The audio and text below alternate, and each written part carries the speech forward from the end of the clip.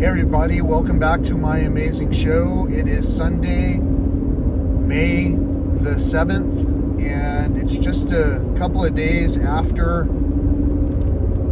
the passing of one of my relatives.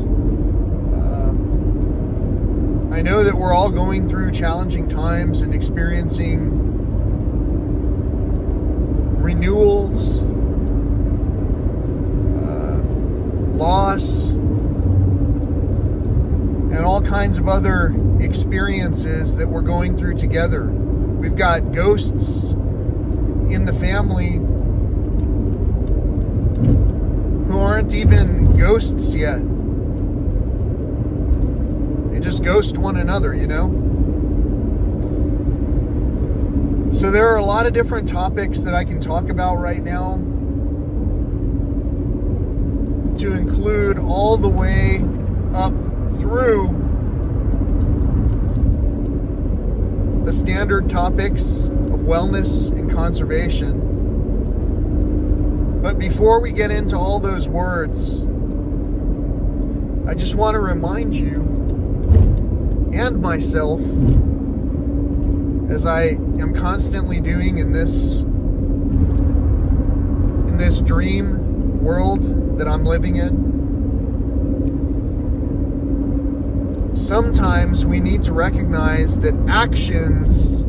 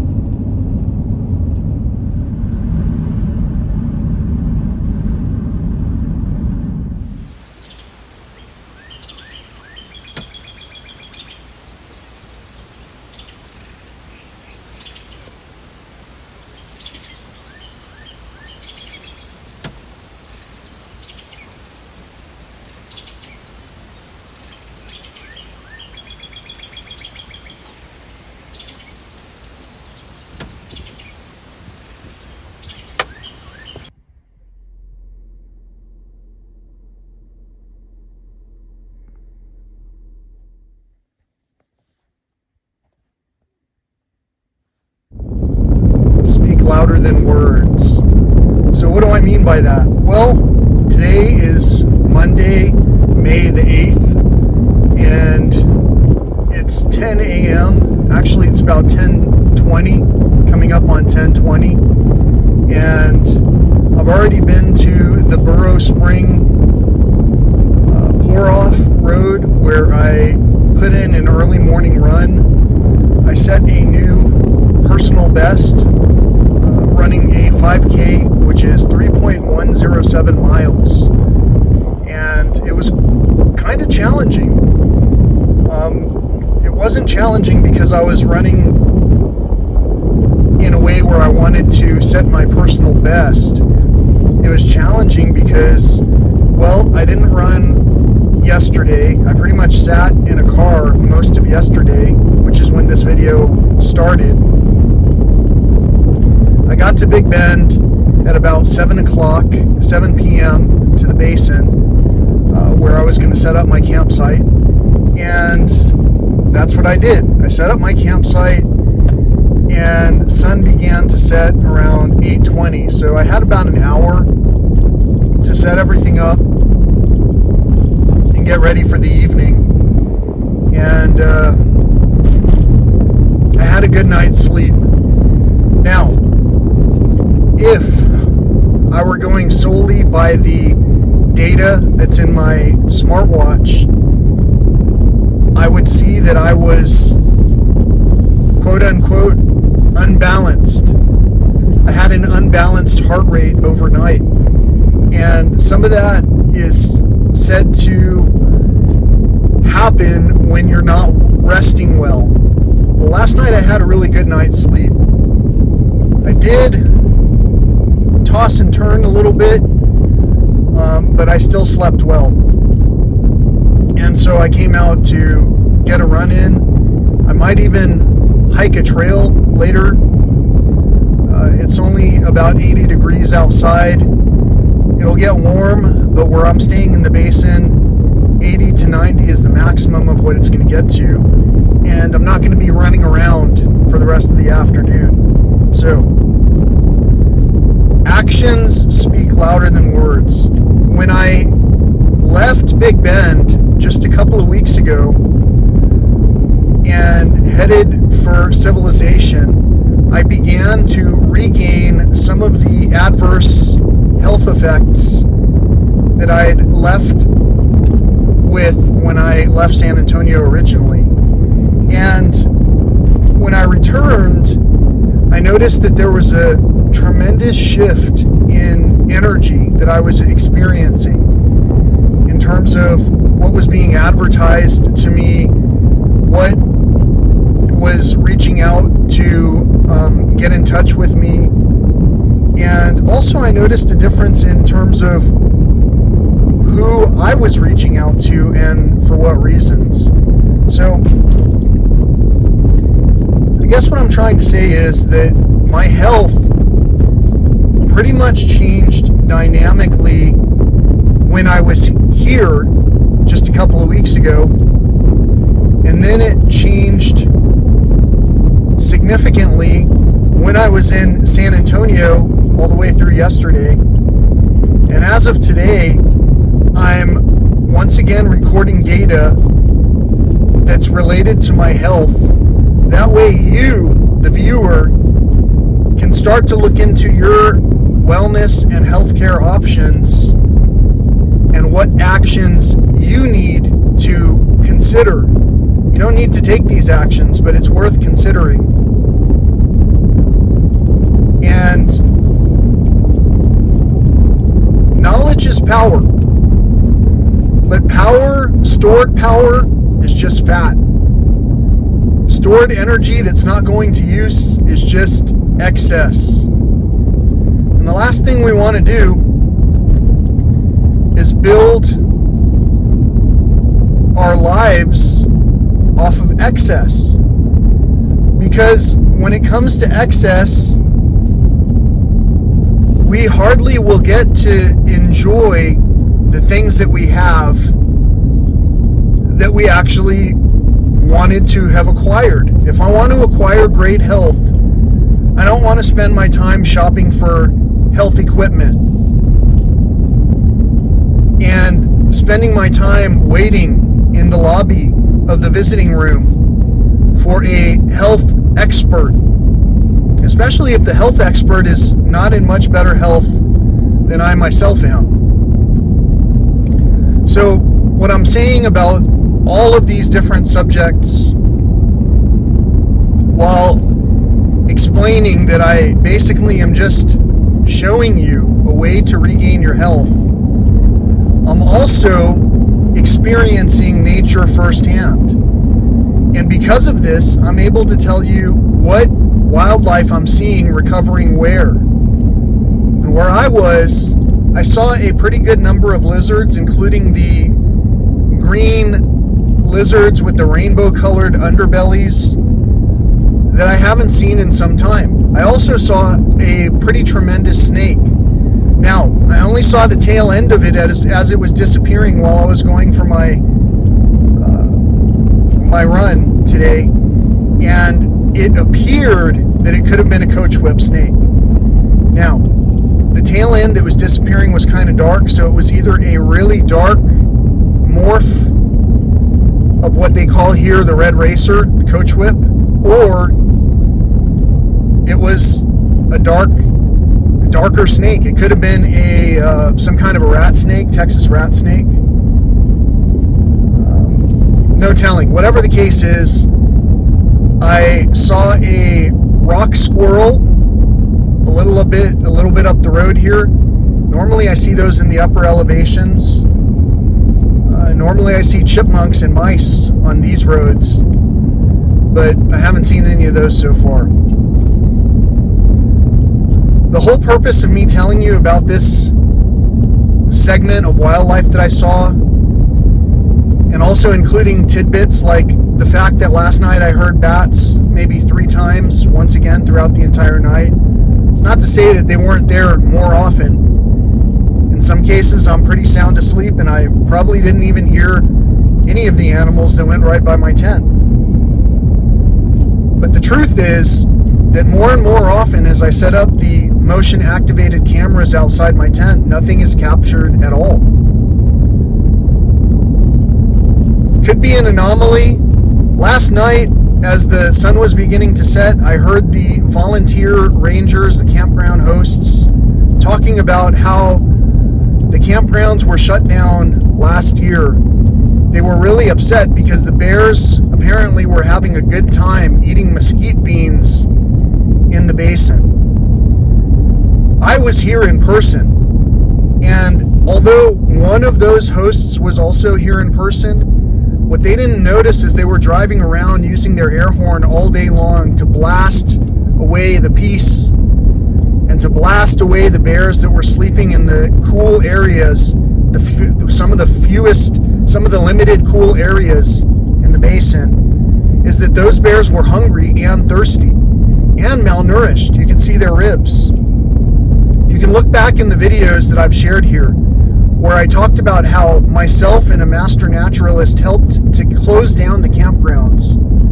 Anyway, the story that these people were sharing last night from quite a distance away, although they were doing it quite loudly, as most of the people do anymore, they were talking about why the campgrounds were shut down. And they failed to acknowledge that there were very few people there in the campgrounds to begin with because it was so blazing hot, because the drought had been so extreme. And they failed to talk about how 17 yearling bears were circling the campgrounds, and how a couple of the people who were visiting were young parents who had toddlers that were hanging out right by the creosote and the tall grasses, right on the fringe of the campgrounds where their tents were set up, is basically where these bears were circling around day and night. They didn't talk about how we told the rangers, hey, there's parents with children here, and the parents are looking more at their iPads and their electronics devices than they are paying attention to their kids during this unusual time when the bears are circling because they're hungry. They're circling because people are air horning them from one area of rest to another. They're circling because they're trying to establish a pecking order when they've already been driven out of the upper echelons of the pecking order of wildlife. And for whatever reason, the rangers weren't paying attention to it until we brought it to their attention. All of this I recorded and I shared. I even shared it with my local news station, who I believe essentially is who finally shared that with the campgrounds in a way where they got to close the campgrounds down, where they chose to see what was happening and close the campgrounds down. But what our experts have told us in the past was that the bears were there because there were mesquite beans all of a sudden. So this entire park is pretty tremendous. There are very few areas, though, that have, as you can see, there are very few areas that have an immense amount of shade. I haven't been driving through gigantic pine trees like I do in some wild areas. There are not very many areas where there is water on demand for animals. For people, there are refilling stations throughout the park, even though some people continue to buy pallets of water to bring the pallets of water in plastic into these habitats. The animals don't have such free choice. They only have the ability to deal with what is thrown at them in nature. So today I decided to bring myself to nature to recover my health, because just like the wildlife that's out here, we are going through some extreme shifts. And in order to recalibrate in these extreme times, it's beneficial to train to the circumstances. So when I say that actions speak louder than words, and as I showcase the journey that I've been on, where I continue to prove with numbers what it is that's occurring in my own life, maybe it'll give somebody else a choice and a chance to address the health issues that are occurring in their own lives. So if you're going to a doctor to address some pains in your legs, let me suggest you can upgrade to something that includes something like burrow springs in your legs, so that you're just bounding with joy, leaping at the opportunity to get up and help one another, leaping at the opportunity to share positive energy and information, and leaping at the opportunity to explore what the law of attraction or the energy exchange or the blessings of the universe or the blessings from God happen to be, all while being fully aware of all of the traffic circumstances around you, recognizing that you may be the traffic when you're in nature. Something may be waiting on you to do something. For an example, the snake that I saw was waiting for me to get the heck out of its territory so it could continue its early morning sunning. The lizards, they were waiting for me to drop something, water maybe. They were waiting for me to get out of their territory so that they can enjoy showing off for one another. They were waiting for me because they didn't know if I was a predator among them. They wanted to observe me first. In the same way, we should be observant and mindful of the situations that are developing around ourselves, and we might want to pay attention, especially as our families begin to be challenged by losses, especially as our families continue to reach out to one another to try and receive energy that they wouldn't ever reciprocate in the beginning, and especially in these times when nature itself, you can see the haze on the horizon behind me. That haze is all the way around me. 100% of the view around me is just obscured by haze. This is in one of our most remote and rugged areas of Texas. Whatever state you're in, I can assure you that you're going through some challenging situations as well.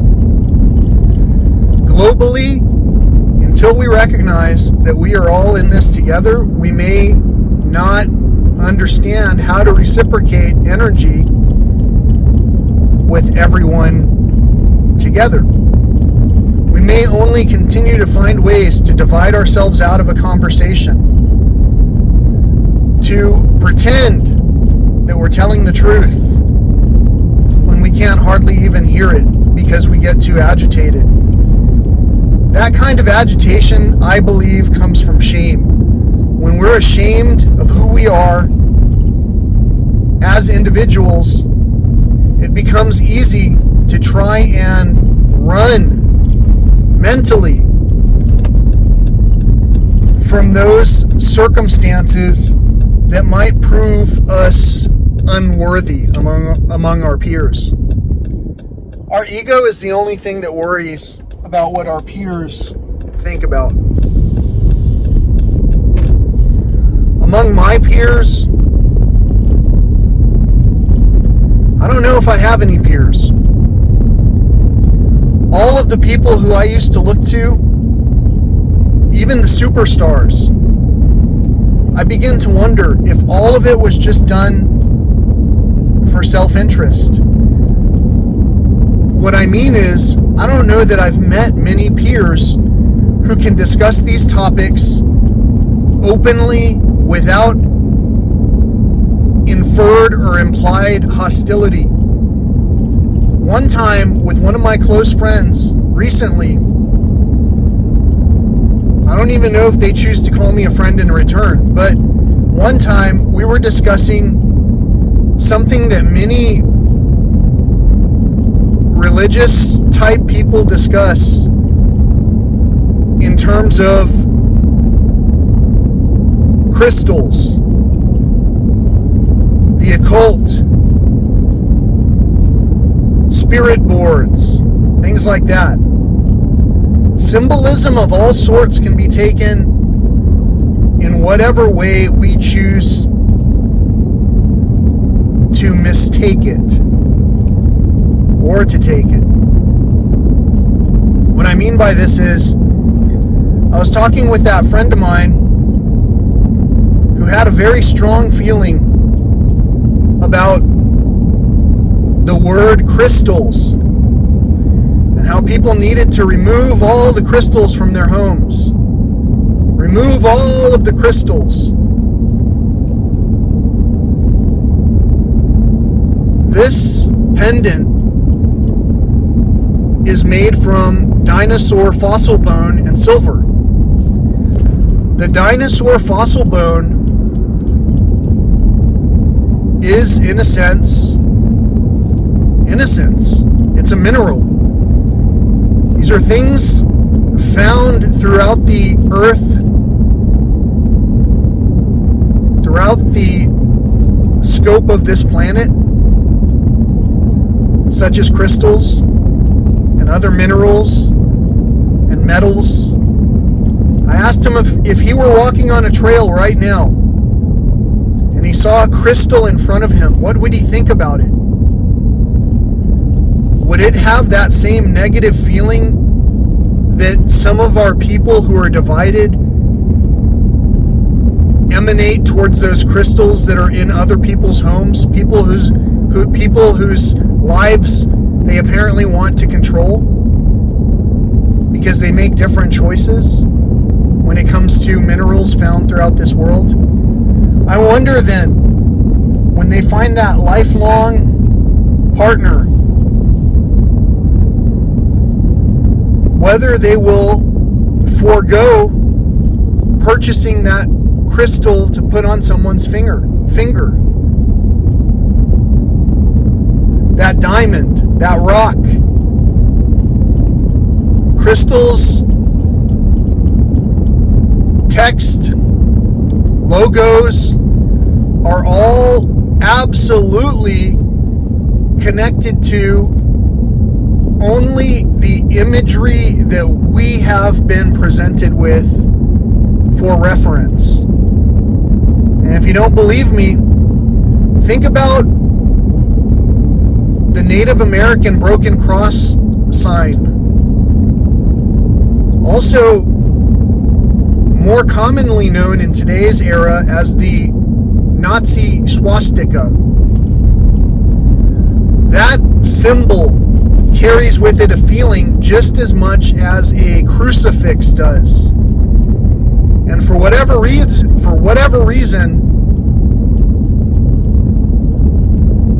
even the crucifix has people that talk about it in different ways. Like, there are people who get mad at the crucifix saying it represents dead Jesus.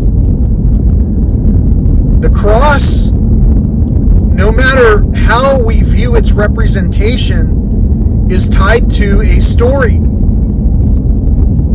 In my generation, in my era, in my nation. And in that story, there was a being who was nailed to a cross and put to death, while rapists and murderers were set free because the public did not like what this being was saying and doing compared to what the being who was a murderer and a rapist. They were more upset about what the being who was crucifixed said. And so in the story, the way the story went was there was a bringer of peace who was maybe mistakenly or willfully but wrongly put to death. And it was not until our people saw that that we recognized, man, we've been arguing about all kinds of things, but we never even stopped to think about, why did we set free the murderers and rapists while killing the bringer of peace? That's what that story tells. The arrowhead can tell a lot of different similar conflicting perspectives. The fact that I'm wearing something made out of dinosaur bone, fossil fuels for the talisman that I'm wearing, a lot of people might mistakenly separate themselves out of a conversation without recognizing, hey, the bringer of peace didn't try to separate all of the different parties. In fact, so far as the stories went, he even made wine for the parties. That's pretty giving. So in all of the examples of learning how to enjoy time with one another, the bringer of peace was the number one example in the things that I've read so far that has been put into a book that is so gigantic and overloaded with so many more things than what the bringer of peace said, that sometimes we might become confused. What do I do if I see a crystal in front of me? What do I do if I find that an ATM machine distributed a $50 bill instead of a $20 bill? What am I supposed to do if I arrive at a gas station and for some reason the pump that I'm pumping gas from says it's prepaid? And I never even orchestrated it. What am I supposed to do if I find over and over that in following my direction of peace, that I'm able to bring other people peace in return? Do I continue to exponentially grow my wealth? What if my wealth can only help me out of the circumstances that I have created? What if I am having trouble keeping my lights on because I'm not finding any contributions here on this channel that have seen where I've picked up trash in the past, even getting injured and temporarily sidetracked, but never receiving donations despite me asking for it? Am I supposed to give up? Or am I supposed to give up on wondering what the ego would think about what the results would be if I said it this way, that way, or the other way? I think I'm just supposed to follow the will of peace. Flow as if I'm part of the water, not against it. There's no way I can go against the current. It can feel like you're going against the current out there when you're just trying to do the right thing.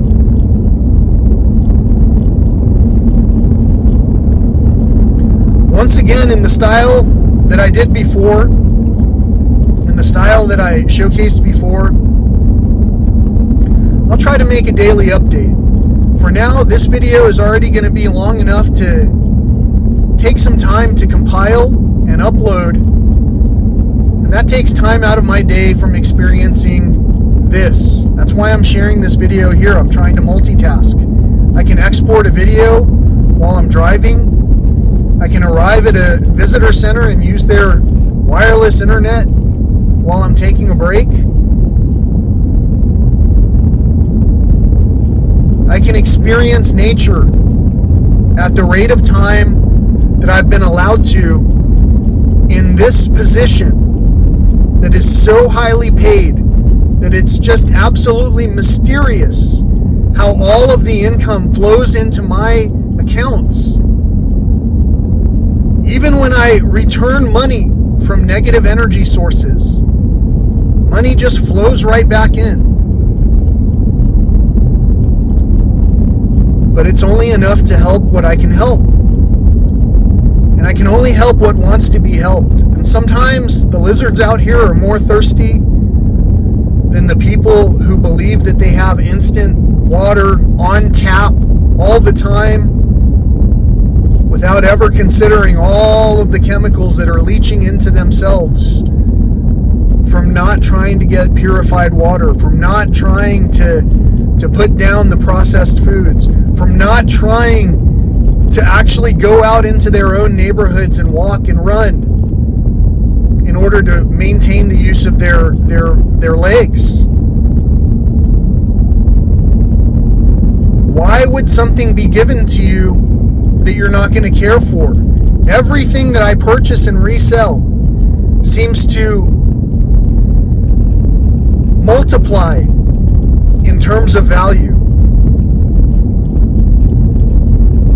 Every place that I attempt to help multiplies their bounty in terms of the productivity they're able to achieve. And so I have to consider charging accordingly, but generally I let it set its own rate.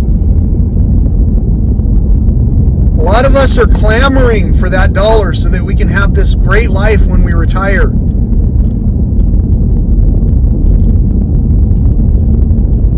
When I retire, and mark my words, it will be the death of me.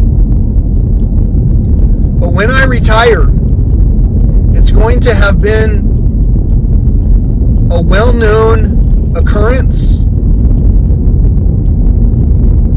in that the passing of someone who absolutely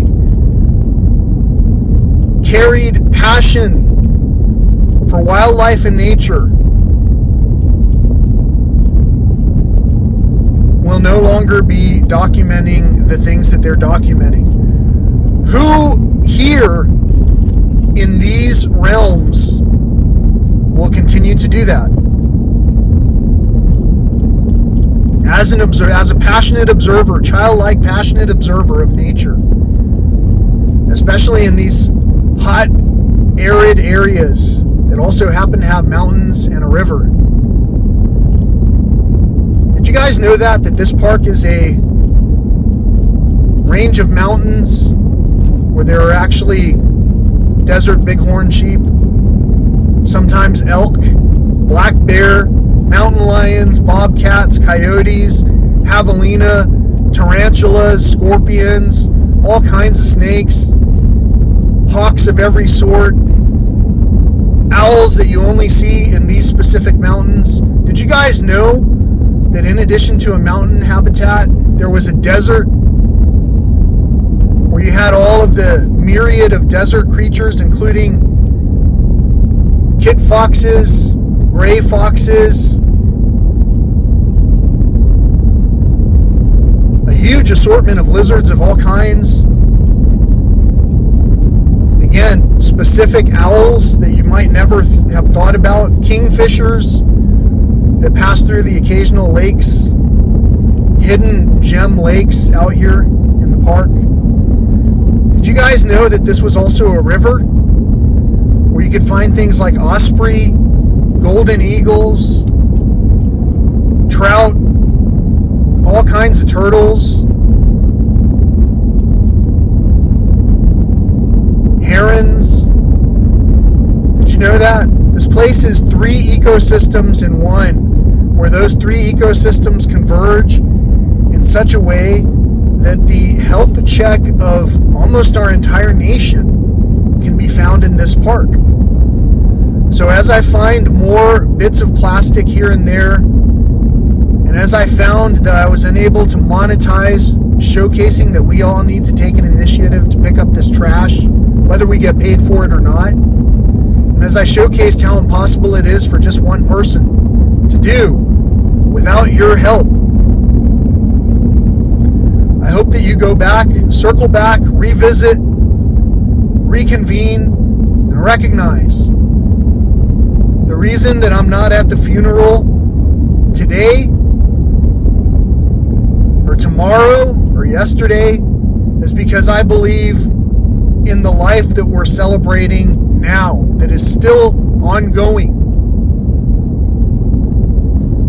And that sometimes we have to fight for peacefully in order to recognize that we don't have to become physically violent and exhibit toxic masculinity, mass toxic masculinity. We don't have to exhibit that, even among our women. We don't have to exhibit that. That's not a trait that anybody admires. And at the same time, I'm preparing for that same war where we do have toxic masculinity surrounding us. Sometimes to be ready, be prepared. The Boy Scout motto. That's the way to accomplish regaining mobility in your legs. Confirmation. That's the way to prepare for the circumstances, for the storm shadow closing in on you tonight. That's the way to prepare, is with 100% faith, joy, like you can upgrade yourself to have burrow springs. And so that's what I wanted to say. I hope you're having a great day. Until next time, peace, love, and all that old school stuff. Stay tuned. I'll be bringing you more content every day as long as I'm able to.